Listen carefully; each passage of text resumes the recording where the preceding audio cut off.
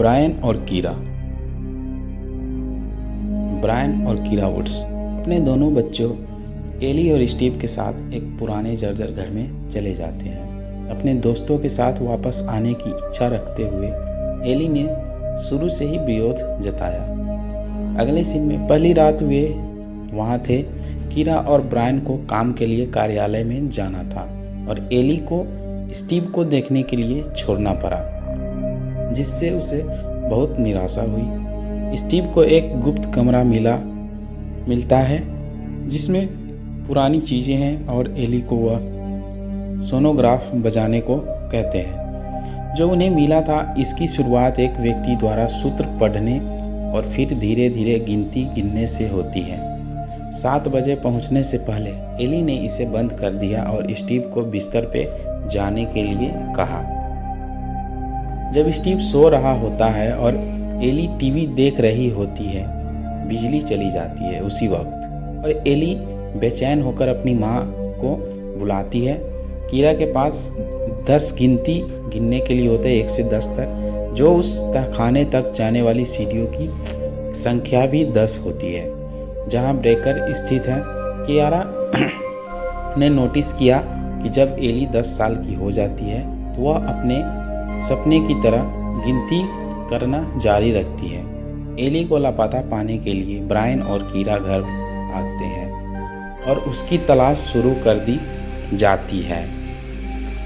अगले दिन एली को ढूंढने में समर्थन होने पर स्थानीय पुलिस ने माना कि वह भाग गई है और कुछ दिनों में सामने आ जाएगी। यह देखते हुए कि उसका भागने का इतिहास कैसा रहा है, कीरा को पता है कि कुछ गड़बड़ है और वह खुद इसकी जांच करती है। तहखाने में उसे फर्श पर खुदे हुए रहस्यमय समीकरण और दूर की दीवार पर लाल प्रतिवादित चेहरों के रूप में पौधों पर आधारित पेंट दिखाई देता है। पुलिस द्वारा इसे देखने के बाद उन्होंने इसे 1950 के दशक का निर्धारित किया और सवाल किया, पहले घर का मालिक कौन था? ब्रायन ने कहते हुए जवाब दिया कि उन्होंने इसे एक बुजुर्ग महिला से नीलामी में लगभग कुछ भी नहीं के लिए खरीदा था। उस रात बाद में जब ब्रायन और कियारा सो रहे थे, स्टीव ने कियारा को जाकर बताया कि उसके बिस्तर गीला कर दिया है। मदद करने उसे बिस्तर पर वापस भेजने के बाद वह ऊपर के बाथरूम के सिंक से गिनती कर रही एक लड़की के रूप में फुसफुसाहट सुनती है। जैसे जैसे गिनती जारी रहती है वह तहखाने के दरवाजे की ओर बढ़ती है। सीढ़ियों से नीचे जाने से पहले वह दरवाज़ा खोलती है और लाइट जलाती है, लेकिन उसे कुछ नहीं मिलता। अगले दिन कीरा ब्रायन से पूछती है कि घर के सभी दरवाज़ों के ऊपर अलग अलग प्रतीकों का क्या मतलब है।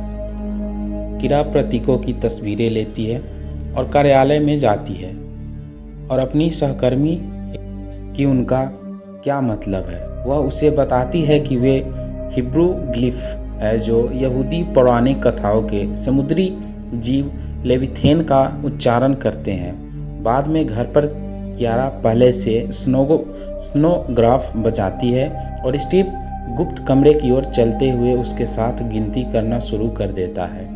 कियारा ने उसे बाहर खींच लिया। घर में टंगे चित्र में दिख रहे व्यक्ति जॉन फेडरस्टन पर शोध करते समय तहखाने का दरवाज़ा खुलता है और वो रोशनी धीरे धीरे बुझ जाती है। स्टीव तहखाने से मदद के लिए पुकारता है और कियारा उसे बंद तहखाने से बाहर निकालने जाती है।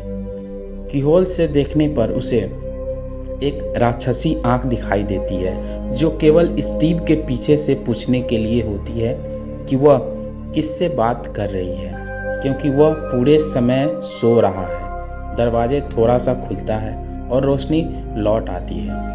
कीरा तहखाने में चली जाती है, लाइटें बंद हो जाती है और दरवाज़ा बंद हो जाता है।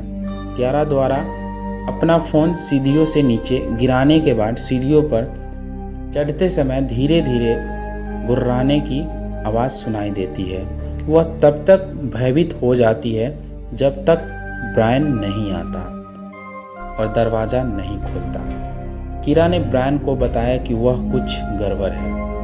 उसका फ़ोन गायब हो गया है और जो लोग घर के मालिक थे फेडरेस्टन उनकी बेटी को छोड़कर सभी गायब हो गए हैं। ब्रायन का मानना है कि वह ज़रूरत से ज़्यादा प्रतिक्रिया कर रही है और वह अपने फ़ोन को खोजने के लिए नीचे जाती है और उसे जानवर के बाल मिलते हैं।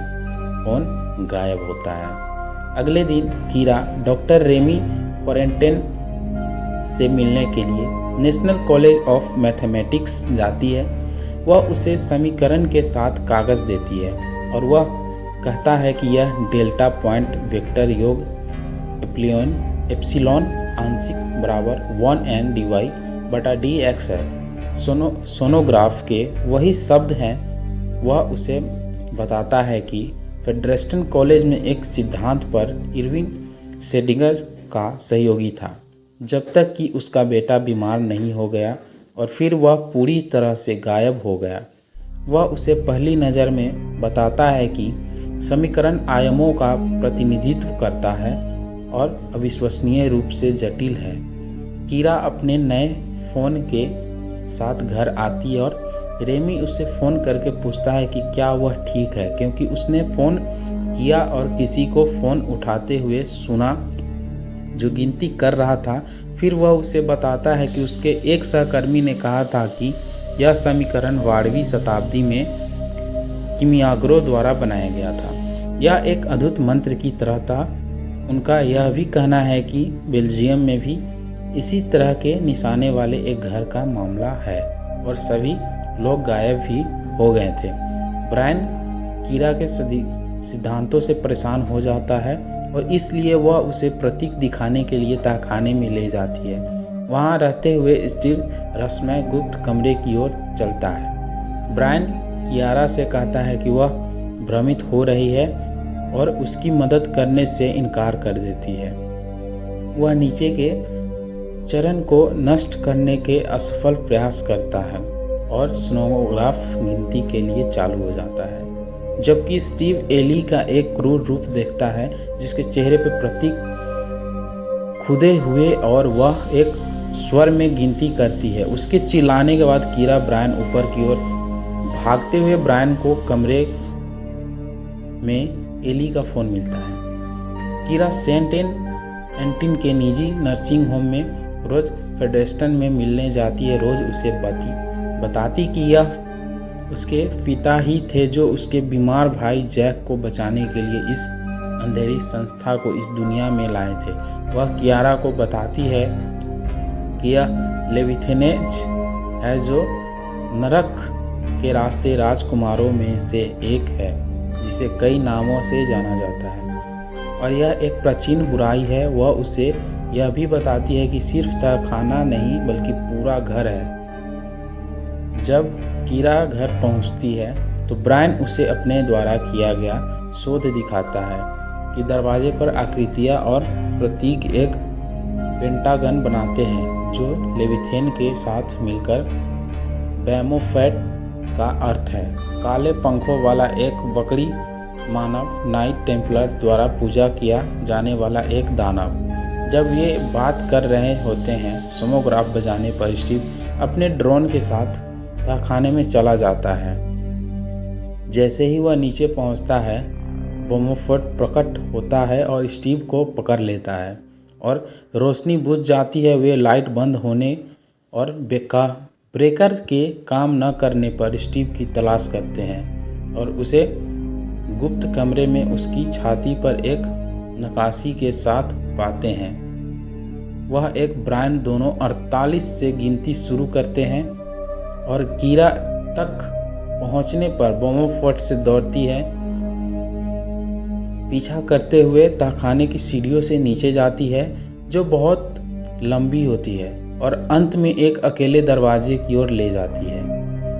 कियारा दरवाजे के पीछे छिप जाती है और बैमोफेट के चले जाने के बाद वह गलियारे के रास्ते पर चलना जारी रखती है और देखती है कि लोगों की एक अंतहीन भीड़ है जो सभी अलग अलग संख्याओं की गिनती कर रहे हैं और एक बेजान आयाम में आगे बढ़ रहे हैं। आशा खोने के बाद वह एली को ढूंढती है और उसे वापस लाती है बैमोफेट से बचाकर। उस पर चिल्लाती है कि वह उसे परिवार को नहीं ले जा सकता, उसके परिवार को। वह ब्रायन और स्टीव के साथ फिर से मिलती है। वह फिर से एक साथ अपने परिवार को सामने के दरवाजे पर ले जाती है और उसे खोलती है, जिससे पता चलता है कि उन्होंने कभी भी राक्षसों के आयाम को नहीं छोड़ा है। और एली, स्टीव और ब्रायन गिनती करना शुरू कर देते हैं और तहखाने में चले जाते हैं। और जैसे ही क्रेडिट रोल होता है, कीरा गिनती में शामिल हो जाती है।